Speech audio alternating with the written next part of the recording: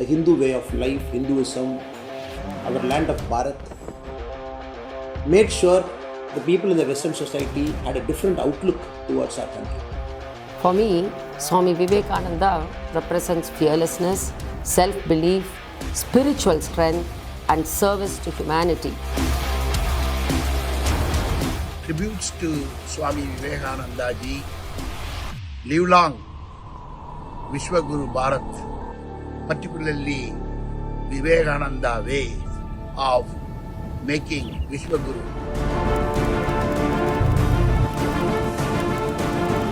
Thought of Vivekananda Swami brings enthusiasm, brings serenity at the same time, brings the youth power, it brings oneness.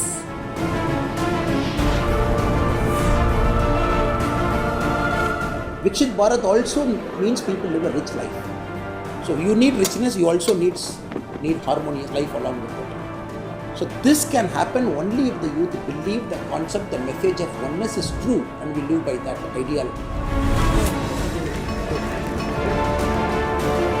They have a lot of distractions, they are very confused, and the answer is Swami Vivekananda.